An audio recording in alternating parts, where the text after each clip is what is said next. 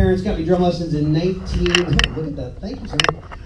They got me lessons in 1976, Dinosaurs Roam the Earth. I know a lot of you guys have seen my presentations because I've been doing drum clinics, no less than 24 drum clinics every year for the last 12 years. And so I've kind of crafted this thing where I mix music, motivation, storytelling. I want you guys to have some quality takeaways. I might have some folks come up and do some playing. I'm going to try to do this in 40 minutes or under. But my good buddy John, everyone knows John Hull. John's this rock star. We've been working together for 5 years now.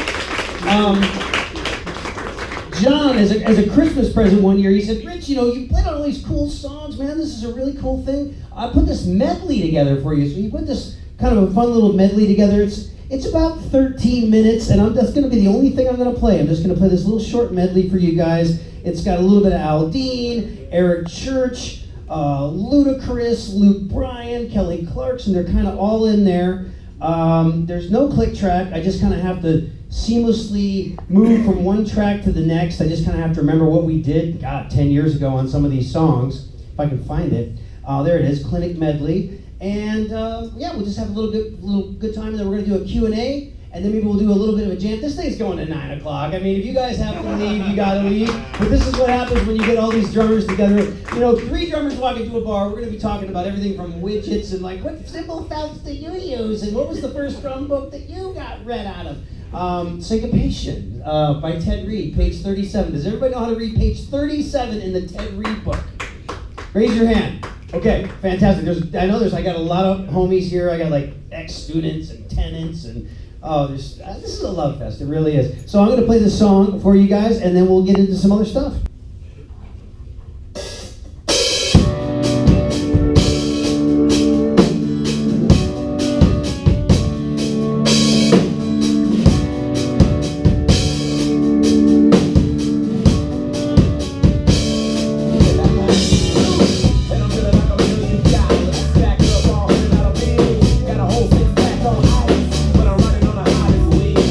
Back in the firm, it's swerving. Put my pedal to the metal like I'm racing. Put it up and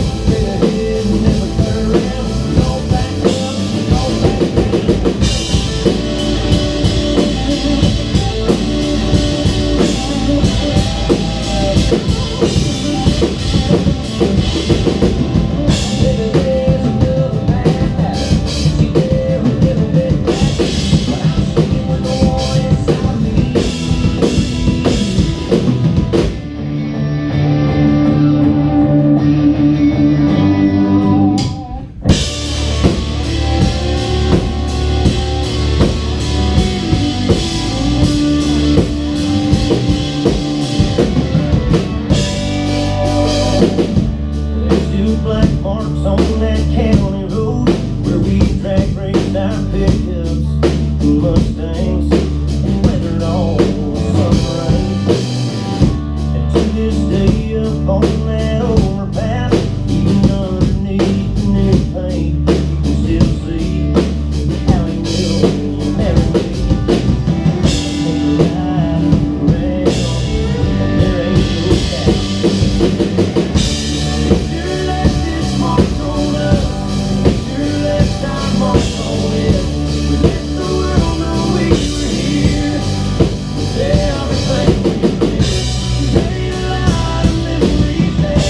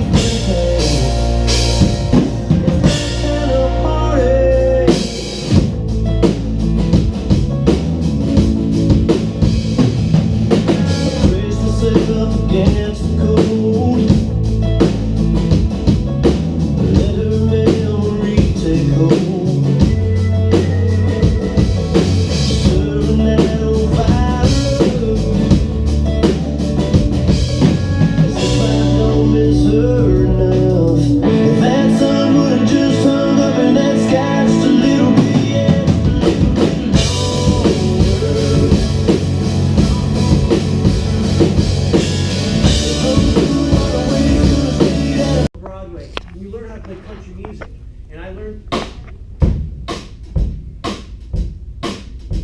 watching, listening, using my ears, leading and following at the same time. It's a skill you can only learn on the bandstand. Shuffle. Look at the attention to detail there. I can play with just the tip of the stick, just the shank of the tip. I can do this, just the shank on 2 and 4. I can change every part of this drum set is an instrument into itself that changes the whole character, feel, groove, attitude, direction. Look at the different parts of the ride cymbal you play. Tip, just the tip, sorry. We got the shank. We got this, we got the shank. There's like 6 different sounds right there.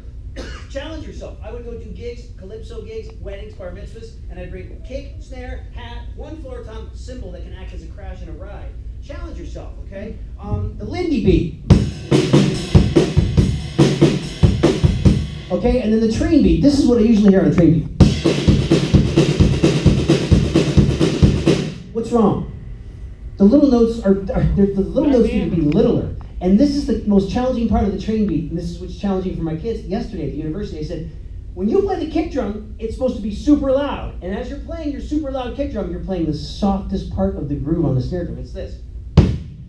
So, in slow motion. I'm combining a super loud kick stroke with a super soft snare. So you just got to work this stuff out, you know? So you're not going to let you in the Tennessee border unless you can play this.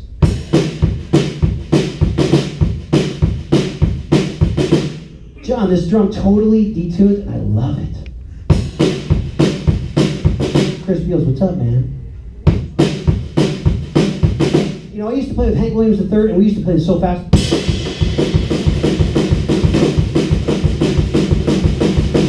And soft. Even on the rim, you can hear the accent. Right? The girl fiddle player's like, the horse ears flying everywhere. Right? And then the Motown beat.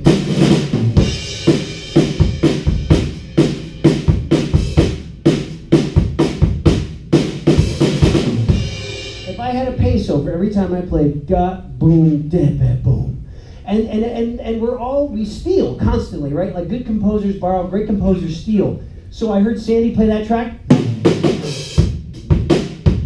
Man, I stole that, doom bacchus, and it's on about 20 Jason Aldean cuts going into the second verse, right? And he got it from a Motown or a Stax guy, right? And so we're all passing this information down, but when it travels through our DNA, it becomes unique to us because we're all like snowflakes. We're all completely different, okay? Then you get into things like the calypso groove. And this is so challenging for people because the kick drum is playing like a disco beat, but it's hitting 1/16th note before you would on a disco beat. So disco beat, calypso.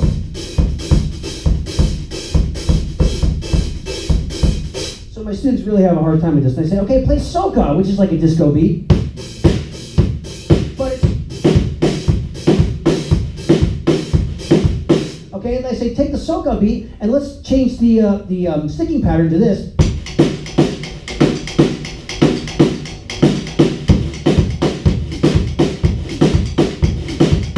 Okay, then I say, let's change the second half of the sticking and turn it into this.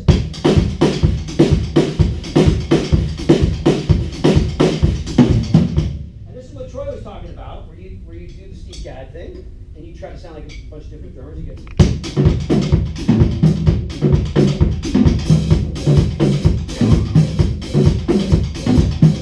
That's what they call it, Mozambique. So take that. So what if you're playing in a rock band and they say drum solo, and you do your solo and you start off with okay, so you're playing the fastest you could possibly play. There's nowhere else to go. Take people on a journey, man. Play phrases, play dynamics, make them listen to you. Incorporate some of this Latin stuff. Play with your hands, bring out some percussion. I guarantee you're going to stop them from going to buy popcorn because you're going to draw them into your world, all right? So the moral of the story is get this sheet. Learn these beats, okay? And when I talk about dynamics, I'm talking about playing, like you should be able to play Peaceful Easy Feeling by the Eagles. You should be able to play Beat Her Off the Head.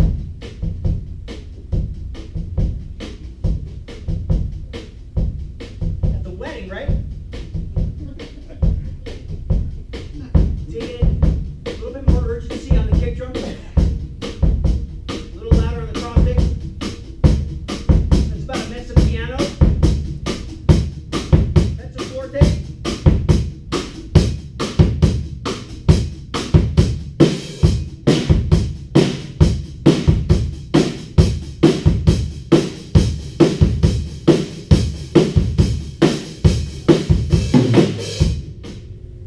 So, and every room is going to have different dynamics. If I play the skirmer horn, if I play this room, if I play a wedding, if I play a bar mitzvah, if I play a corporate party, if I play a club, if I play a coffee house, you have to reestablish the dynamic pyramid. So if you play great time, you know styles, and you can play dynamics, you're halfway there. Next thing you got to do is you got to get the Ted Reed book, and you need to be able to read page 37 cold. And I have it memorized. It goes like this. I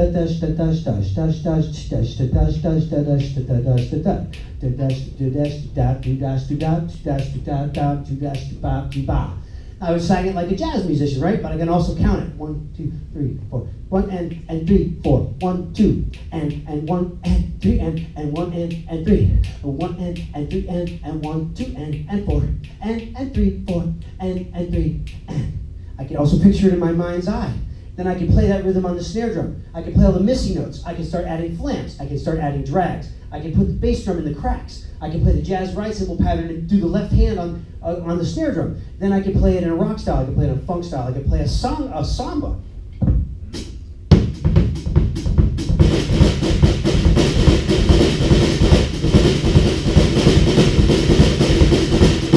Right? You know, you have a shaker in one hand. You play.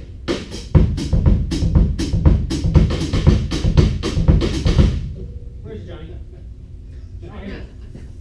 Oh, you got one. Thanks.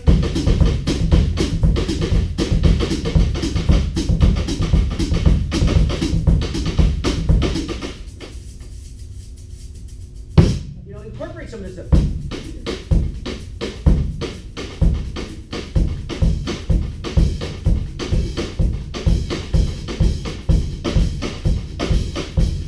And know your drummers, right? So when I was at North Texas State, every month I listened to a new drummer. Heck, every week. So I went through a Gene Krupa phase, and I bought all the Gene Krupa records, and I wrote everything out, and I had to play it for my peers, and I had to play it for the scary man called Ed Soph, who made me who made me way more amazing than when I came in at the end of 3 years. My growth at North Texas State, whoa.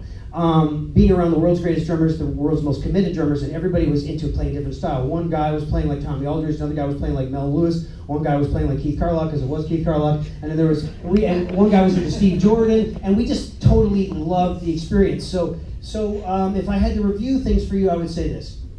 Live the crash lifestyle, be committed, cultivate sincere, lifelong, mutually beneficial relationships, watch your attitude. It's the one thing people always remember about you. It's the one thing that we have control over in our life. Get your skill set together, and don't even be satisfied there. Find out I just told you what you have to do to be successful. Learn to hold the sticks, learn the rudiments, learn to read, learn to play dynamics, learn to play styles, be versatile as hell, and then let people know you exist, because you could be the greatest drummer in your parents' bedroom, basement, but you gotta get out.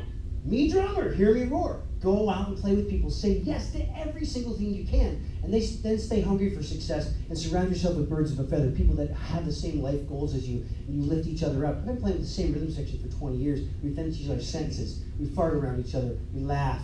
We ride around on a 45-foot tour bus together. We've been to 17 countries together. Wives have come and gone. Girlfriends have come and gone. Clothing styles have come and gone. We're deeply committed to each other.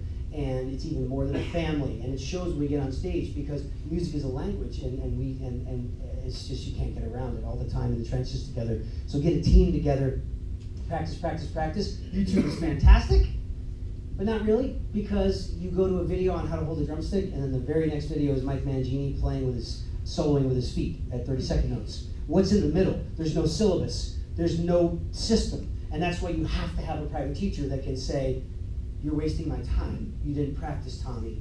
Go home." And I had tough love teachers. And I'm a tough love teacher. I'm pretty cool. But I basically just tell them, like, look, if you want to be a professional musician, you are not even putting in an ounce of the right amount of work. You need to work harder.